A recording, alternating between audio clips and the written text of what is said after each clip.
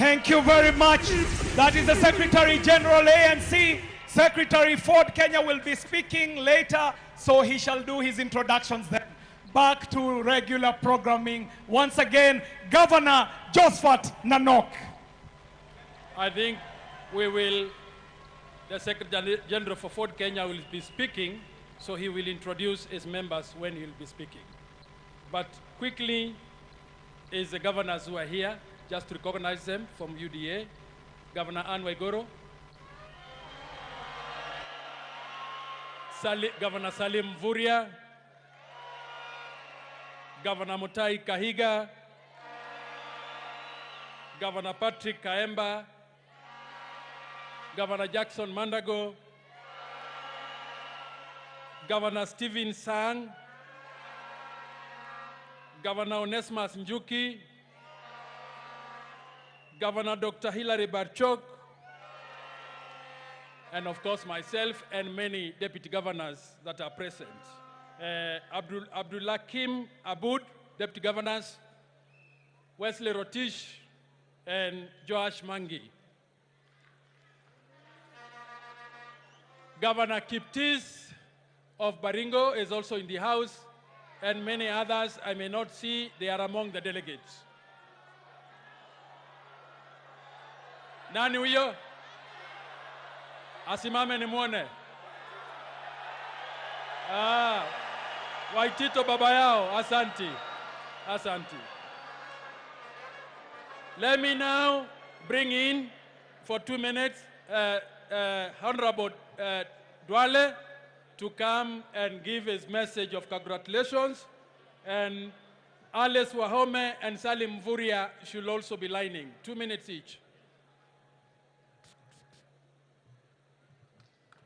Harambee! UDA! Alafu baadaye mtasema pesa mfukoni, haki kwa wote. My friend and brother, Honorable William Ruto, congratulations. We have been in this hall since 2007. But I think this election, to our leaders here, this is going to be the most decisive election. This election will be a turning point in the history of Kenya. And why do I say so? This election will be between the ordinary citizens and the bourgeois, within the meaning of Stalin, the famous Stalin of Russia. This election will be about the debt, the 13 trillion debt, and more so the 7 trillion debt that was borrowed courtesy of the handshake brothers.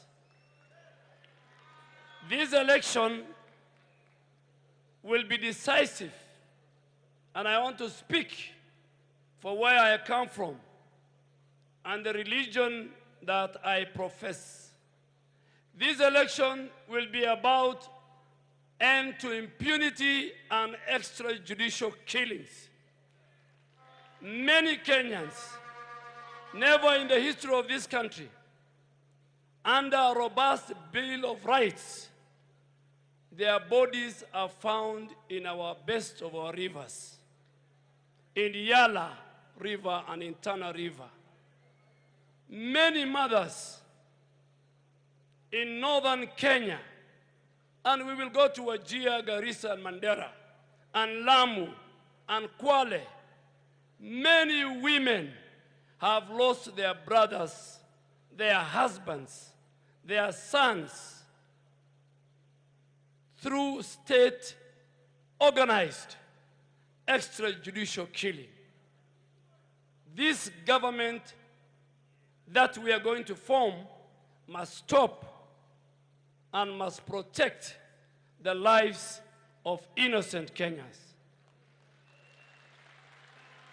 This election is going to be about protecting the 2010 Constitution. This election will be about those who tell us that for you to ascend to public office, your father and your family must have a history. This election will be very, very decisive because for the first time in our country, a sitting deputy president was humiliated, both in his personal capacity and in the office that he holds that the Constitution created. And I want to thank the framers of the 2010 Constitution that insulated the office of the Deputy President. If that was not done, today William Ruto will not be sitting here as the Deputy President of the Republic of Kenya. Let me make one confession, because confessions must be made and confessions must be stated. I was the best friend of President Uhuru Kenyatta and his deputy. And I remember one morning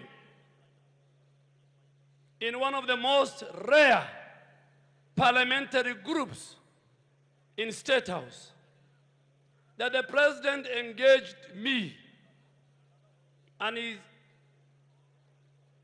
engaged me on his relationship with the deputy president. And he convinced me. Si lazima tutoboe. The president, for the first time in that morning, we had a 45-minute talk, man to man. And the president told me for the first time that there's something called split loyalty. That, Honorable Duale, you are the best of my best. You have delivered your duty as the first majority leader. But the problem is that you're a friend to William Ruto, and that we have completed the purge of the leadership in Parliament. We have sorted out Murkomen and his team and Susan. We have sorted out Ichungua and his team in the National Assembly. But I have been told, because of your split loyalty and friendship with William Ruto, the snake is still, the head of the snake is still in Parliament. And I had only one answer for President Uhuru Kenyatta, my very good friend. I told him I'm a man of God, and I'm a Muslim, and I have walked a long journey with William Ruto. I am ready to take a walk from your administration. I am ready to take a walk with the coveted constitutional office of the leader of majority than me being involved in your politics of deceit and betrayal and backstabbing. I shook his hand, and we went and walked to the parliamentary group.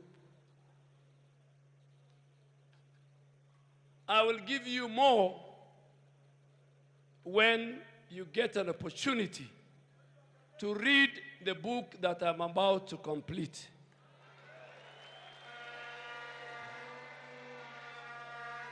We must say in this election, that we are tired of politics of deceit, of betrayal, by more so those who occupy the highest office in our land. And my good friend, Honorable William Ruto, when you become a president, inshallah, I want to beg you, please don't allow brokers and drunkards and thugs who will work in your office to undermine and humiliate both the character and the person and the office of future deputy presidents who I am sure they are sitting among us here. You must stop that. And because you're a man of God, since 1963, when Jomo Kenyatta became president, since Mutembei's time, and now under President Uhuru Kenyatta, the common denominator in the Kenyan politics was none other than politics of deceit, backstabbing, and betrayal. That must end. And that's why over 145 members of parliament of the National Assembly from all regions and all communities and all religions, we stood on the high moral ground and say, we will not leave William Ruto at the slaughterhouse. We will not. Today is a good day, and my final comment is this. It is very sad to hear Gideon Moi, who in my opinion is a product of corruption,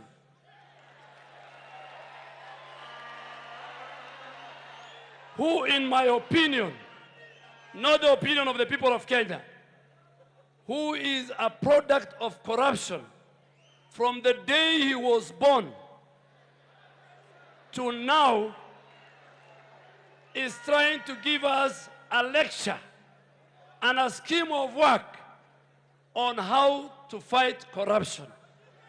And I am so happy that in the event his proposal and suggestion on how to deal with the corrupt people passes, I want to ask my friend Senator Gideon Moi, you will be the first one to be hanged.